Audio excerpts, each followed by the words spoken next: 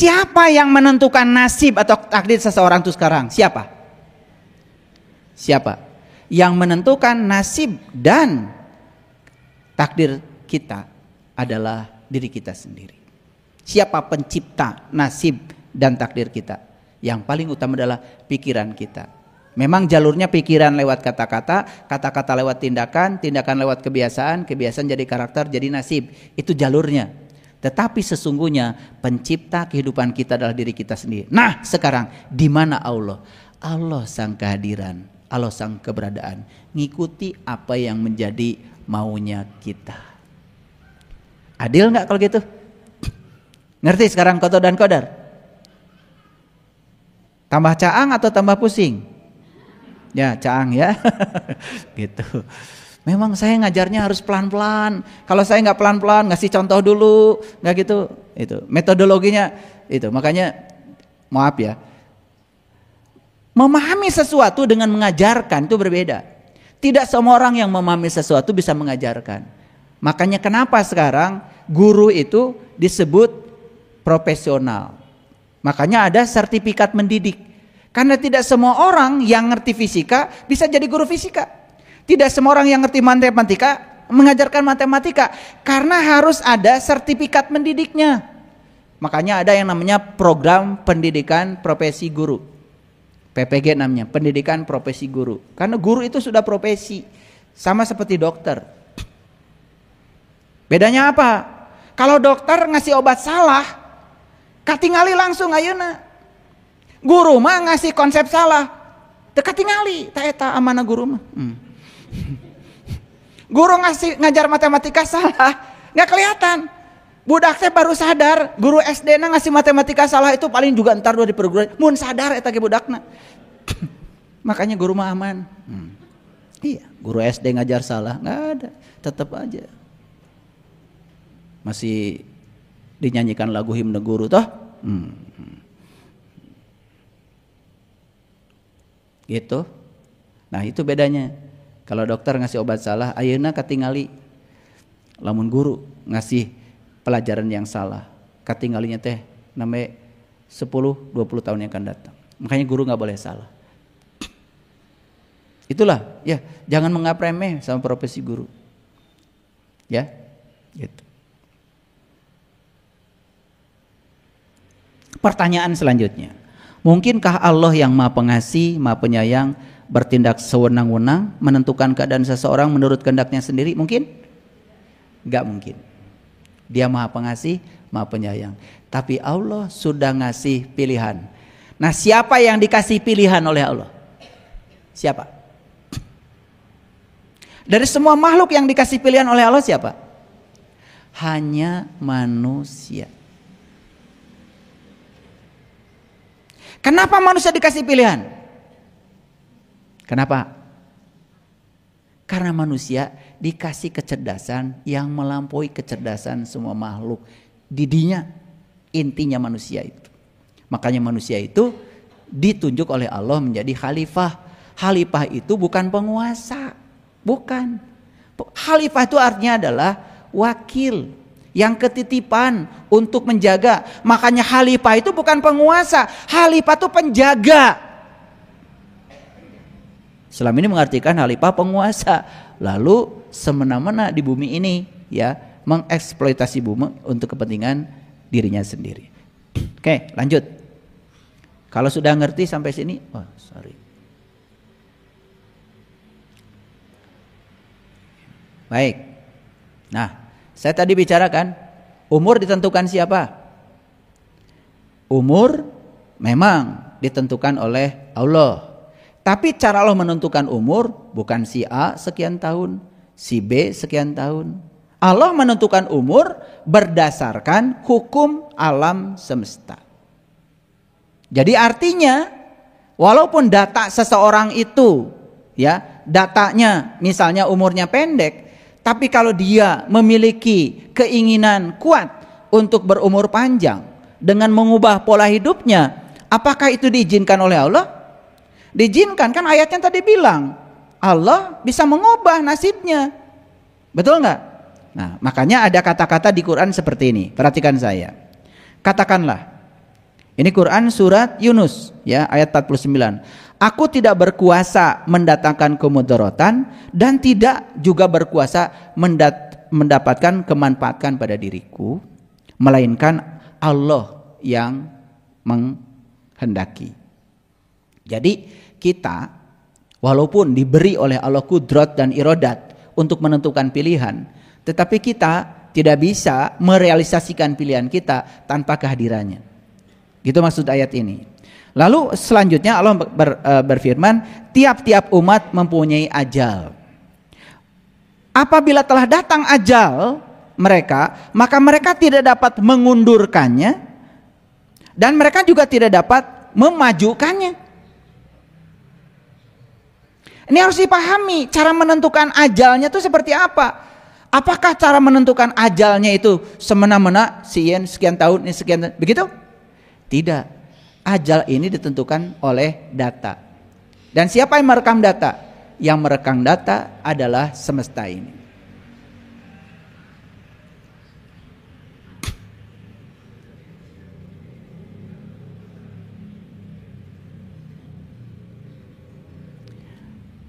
Gitu. Karena kita selama ini memahami begitu seseorang meninggal, lihat saya semua, seseorang meninggal, langsung ayat ini keluar kan ketika di kuburan. Betul? Yusuf? Betul kan? Pasti ayat ini kan likulli umatin ajalun idza jaa ajaluhum fala fala yastakhiruna sa'a. Ini sering dibaca. Oh, ini udah ajalnya, udah harus mati hari ini. Tidak bisa diundurkan, tidak bisa dimajukan. Pemahaman kita ditentukannya oleh Allah dak aja hari ini. Lalu semua itu ditempuhkan oleh Allah. Tentang cara hidup orang ini seperti apa, tentang pola hidupnya seperti apa, pola pikirnya seperti apa. Toh sih ada paling aman mah tempuhkan oleh Allah sadayana. Padahal sebetulnya yang namanya ajal itu terjadi karena pertemuan antara dua kudrat. Sama seperti ini, tidak ada pertemuan kalau nggak ada kalian, nggak ada saya. Pertemuan itu selalu ada dua pihak, betul? Jadi ajal itu harus ada dua pihak. Ada pihak kitanya, ada pihak Allahnya. Nah, ketika pihak kita dan pihak Allah bertemu, di situ ajal. Tos cunduk kana waktu, cinda kana, ninggang kana cunduk kana waktu, ninggang kana mangsa. Nah, cunduk kana waktu, ninggang kana mangsa itu bukan berarti ditentukan oleh satu pihak, tetapi ditentukan oleh dua pihak. Gitu. Paham maksud saya? Jadi kalau begitu, apakah kita bisa mengubah data kita? Bisa. Bisa. Kahartos ya? Nah, kalau saya tidak jelaskan begini kan bingung. Di satu sisi katanya semua sudah ditentukan dia. Di sisi lain dia sendiri mengatakan boleh kau mengubahnya. Kan bingung kita. Nah, sekarang sudah ketemu titik temunya. Karena ruhku, bagian dari dirinya Allah yang ditiupkan ke dalam diri kita, kan diberi kuasa juga, diberi kudrat dan iradatnya. Makanya di Quran Allah sering sekali mengatakan yahdillahu linurihi mayasa. Allah akan menunjukkan pada cahayanya siapa yang dikehendaki. Dan siapa yang dikehendaki oleh Allah? Yang punya kehendak. Oke, paham ya ayat ini? Oke. Kalau sudah paham lanjut. Masih tentang ajal. Dialah yang menciptakan kamu dari tanah. Kemudian dari tanah ini jadi setetes mani. Gimana dari tanah jadi mani? Ya tentu saja lewat proses makanan. Betul? Ya bukan tanah dirubah jadi air mani. Ya tanah ngasih makanan. Gitu. Makanan dimakan. Nah baru jadi setetes mani. Sesudah itu menjadi segumpal darah. Kemudian setelah itu kamu dilahirkan. Kamu jadi seorang anak. Kemudian setelah itu kamu akan menjadi dewasa. Kemudian setelah itu kamu menjadi tua. Di antara kamu ada yang diwafatkan sebelum itu? Ada. Nah, siapa yang mewafatkan dia sebelum tua? Kan tadi prosesnya dari tanah, air mani, darah, daging, lahir jadi anak, kemudian jadi jadi dewasa, jadi tua. Tapi Allah mengatakan ada juga yang diwafatkan sebelum itu. Itu fakta kan? Nah, siapa yang mewafatkan orang ini? Allah saja? Tidak. Allah beserta orang ini. Yang maksud saya, situ ajal terjadi. Ada pertemuan dua hal. Gitu. Ngerti ya? Jadi ajal itu bukan ditentukan si A sekian, si B sekian gitu. Nah, selama ini kan kita memahaminya begitu. Nah, sekarang saya kasih tahu ya, pemahaman yang masuk akal seperti apa supaya kita sadar. Nah, sekarang kan kita berbesar hati. Oh, sebetulnya kita bisa mengubah dong kehidupan saya, betul? Agar saya bisa. Tetapi walaupun akhirnya sesehat-sehatnya juga kita mengubah pola hidup, tetap saja pada akhirnya kan tubuh ini tidak bisa dipertahankan lagi. Nah, itu masuknya hukum alam. Itu hukum alam. Oke. Nah, itu alamiah ya. Baik. Lanjut lagi. Tentang umur sekarang. Dan sungguh kamu akan mendapati mereka manusia yang paling tamak kepada kehidupan, bahkan lebih tamak lagi dari orang-orang musyrik. Masing-masing mereka ingin agar diberi umur 1000 tahun. Padahal umur panjang itu sekali-kali tidak akan menjauhkannya dia dari siksa. Allah Maha mengetahui apa yang mereka kerjakan. Jadi ayat ini mengatakan sebetulnya kan manusia ini inginnya kan hidup 1000 tahun. Kan ada lagunya kan, ingin hidup 1000 tahun lagi ya. Nah, itu sebetulnya boleh, ingin hidup 1000 tahun boleh, walaupun tidak sampai 1000 tahun. Setidak-tidaknya ingin hidup sehat, ya kan? Berkelimpahan, bahagia, kan gitu. Dan semua itu tergantung pada kita sendiri. Nah, kemudian kita lihat di Quran surat Al-Fatir ayat yang ayat yang ke-11. Dan Allah menciptakan kamu dari tanah, kemudian air mani, kemudian Dia menjadikan kamu berpasangan. Jadi pasangan itu jasmani dan rohani, bukan suami istri. Dan tidak ada seorang perempuan pun mengandung dan tidak pula melahirkan, melainkan dengan sepengetahuannya. Jadi sebenarnya yang melahirkan anak kita bukan kita. Yang melahirkan anak kita itu Allah. Betul? Kita cuman jadi lantaran melahirkan anak kita, kan begitu. Dan sekali-kali tidak dipanjangkan umur seseorang yang berumur panjang, dan tidak boleh dikurangi umurnya, melainkan sudah tertulis dalam kitab. Nah, kitab itu data tadi. Data apa? Qadha. Ya toh? Itu sudah tertulis dalam kitab. Kitab siapa? Kitabmu sendiri. Di mana adanya? Di datamu, itu qadha. Paham sekarang? Nah, ini ayatnya. Diperkuat ya ayatnya. Silakan dicatat nama-nama ayatnya. Lalu Quran surat Al-Fatir ayat 37, dan mereka berteriak di dalam neraka itu, ya Tuhan kami, keluarkanlah kami, niscaya kami akan mengerjakan amal soleh yang berlainan dengan yang telah kami kerjakan. Jadi orang ini berteriak dalam neraka sudah mengerjakan amal soleh, tetapi amal soleh yang dikerjakan malah memasukkan dia ke dalam neraka. Maka dia janji ingin keluar dari neraka, ingin mengerjakan amal soleh yang berlainan.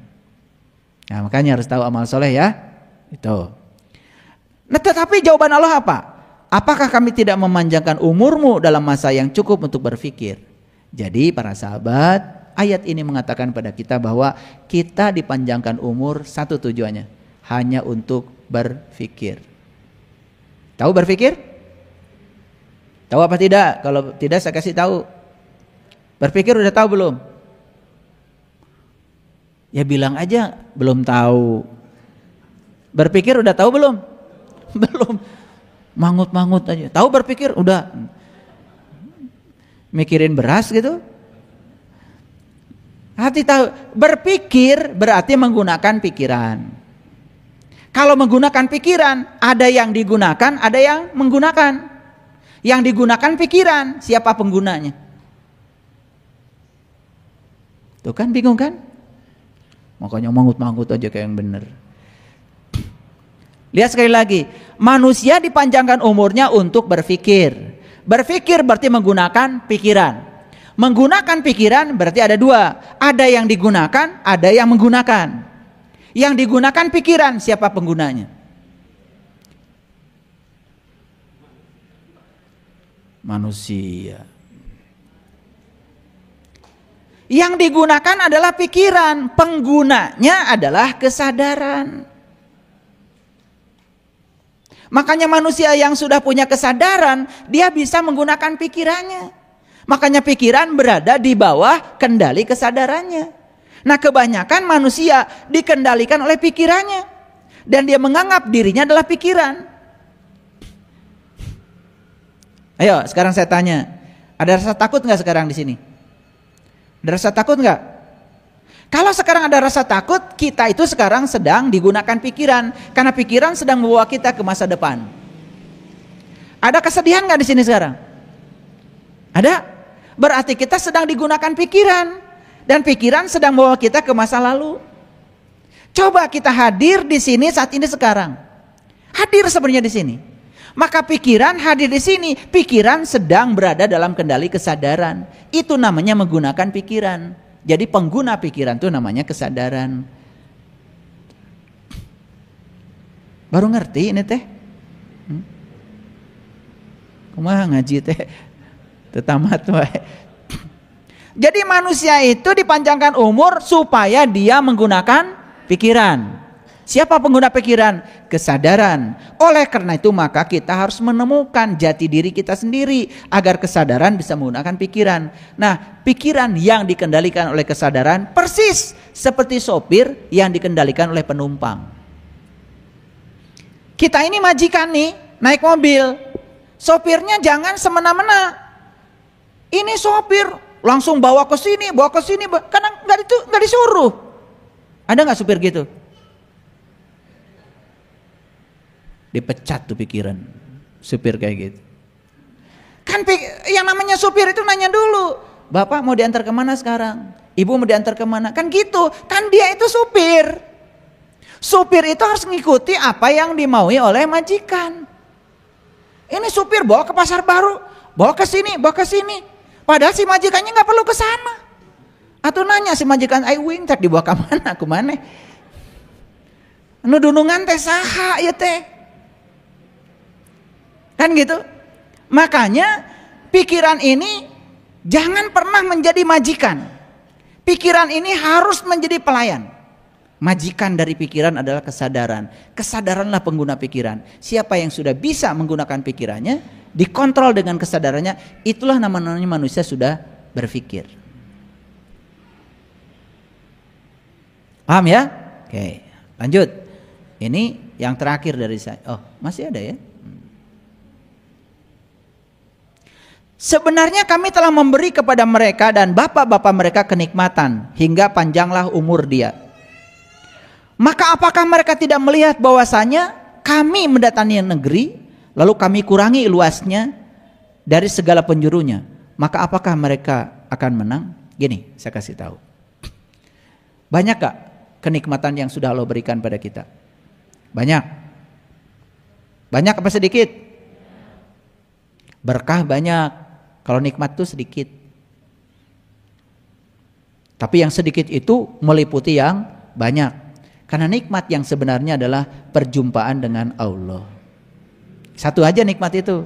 Makanya nikmat itu hanya diberikan kepada para nabi, para siddiqin, para syuhada, para sholihin. Dan orang-orang yang sudah diberi nikmat, ini dijamin di ayat ini umurnya panjang. Kenapa? Karena dia sudah bisa menyehatkan tubuh spiritualnya. Kalau tubuh spiritualnya sehat, maka tubuh intuisinya sehat, tubuh mentalnya sehat, tubuh energinya sehat, tubuh fisiknya akan sehat. Begitu menurut riset.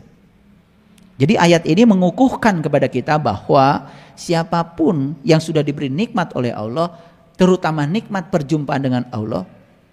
Karena nikmat itu cuma satu, bukan rumah mewah, bukan duit banyak, bukan mobil baru, bukan, itu bukan nikmat, itu berkah. Karena nikmat itu di Quran sangat spesifik, hanya diberikan kepada para nabi, para siddiqin, para syuhada dan para sholihin. Nikmat itu adalah menemukan jalan syiratal mustaqim. Maka di Quran surat Al-Fatihah dikatakan syiratal ladzina an'amta alaihim, ya kan?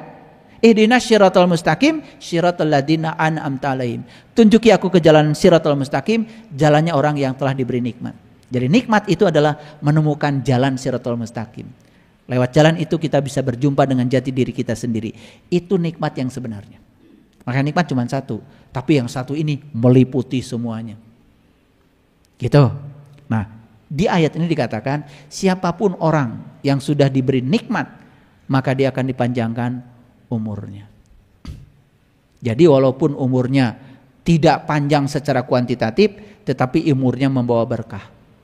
Ada orang yang umurnya 40 tahun secara kuantitatif tetapi kualitas umurnya luar biasa, membawa berkah untuk kehidupan. Daripada yang 80 tahun gak bikin apa-apa, cuma nyusahin orang lain. Ada yang kayak gitu juga, tuh pendek tuh umurnya. 80 tapi gak buat apa-apa di dunia, cuma nyusahin orang aja, bikin onar. Pendek tuh umur. Jadi panjang umur itu hitungannya bukan kuantitatif.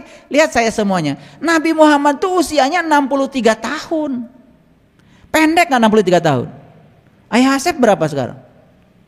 63. 63. Ada yang 70 tahun? 70. Nabi Muhammad itu cuma 63 tahun. Tapi dalam kurun 63 tahun itu beliau sudah mampu mengubah dunia. Panjang gak itu umurnya? Panjang tuh umur. Makanya panjang pendeknya umur jangan melihat kuantitatifnya, lihat kualitatifnya, efisiensinya. Maaf ya, karena banyak orang yang panjang umurnya tetapi tidak berbuat apa-apa. Hanya mementingkan dirinya sendiri. Pendek tuh umurnya. Jadi saya kasih tahu, siapapun orang yang sudah diberi nikmat, panjang umurnya. Ngerti maksudnya? Secara kualitatif. Mungkin saja secara kuantitatif dia tidak panjang sepanjang orang lain. Tetapi kualitas umurnya luar biasa. Baik, sekarang saya mau kasih tahu. Ini bagian yang terakhir dari saya. Tolong jangan lihat ayat ini semuanya, karena akan cukup waktu. Lihat bagian yang terakhir. Yang terakhir, innallaha yarzuku mayyasha bigoiri hisab. Apa? Innallaha yarzuku mayyasha bigoiri hisab. Apa artinya? Sesungguhnya Allah akan memberikan rezeki kepada siapa yang dikehendakinya tanpa batas. Jadi salah kalau kita mengatakan Allah menentukan rezeki seseorang. Bohong itu. Karena ayat ini mengatakan innallaha yarzuku mayyasha bigoiri hisab. Sesungguhnya Allah menentukan rezeki kepada siapa yang dikehendakinya tanpa batas. Saya tanya, siapa yang akan dikehendaki Allah dapat rezeki tanpa batas? Siapa? Yang ingin punya rezeki tanpa batas. Begitu kita ingin, Allah akan menghendakinya. Kenapa rezeki kita terbatas? Karena begitu lihat sepatu harganya mahal, langsung ngaleos, mahal. Moal beunghar nu kitu mah. Tapi yang ngotot, saya pasti beli sepatu ini nanti. Saya pasti kebeli. Tidak berpikir mahal, tapi berpikir kebeli, pasti kebeli. Maaf ya, yang ikut bangun Jelekong. Sekarang kalian ikut bangun itu cuma jalannya aja. Maaf, yang murahnya. Beli tanahnya saya nggak ribut. Jebret beli tanah. Saya bebaskan semuanya. Jalan udah saya bebaskan semuanya. Ada yang tanya sama saya, ayah guru katanya tiap sore ke Jelekong. Iya, bayar tanah. Yang depan mahal ya ayah? Enggak. Tanah mah buatan Allah. Duit mah buatan Peruri. Pasti kabeli.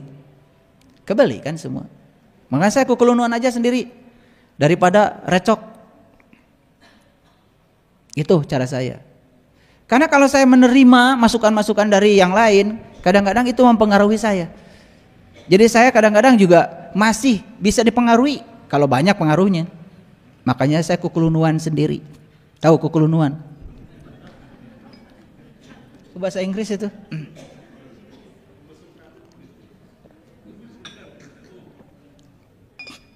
Taunya kalian sekarang tanah udah beres, itu aja. Dari mana duitnya? Dari Allah. Gak usah ribut. Sekarang udah tinggal dibangun. Kalau saya berpikirnya, wah tanah mahal, yang pinggir jalan mahal, selalu begitu, nggak kebeli. Karena saya berpikir kebeli, ada aja jalannya. Masih ingat kan judul saya? Begitu kita berpikir mungkin, semua jalan terbuka. Begitu berpikir tidak mungkin, semua jalan tertutup. Kenapa semua jalan tertutup? Karena kita berpikir tidak mungkin. Terima kasih. Assalamualaikum warahmatullahi wabarakatuh.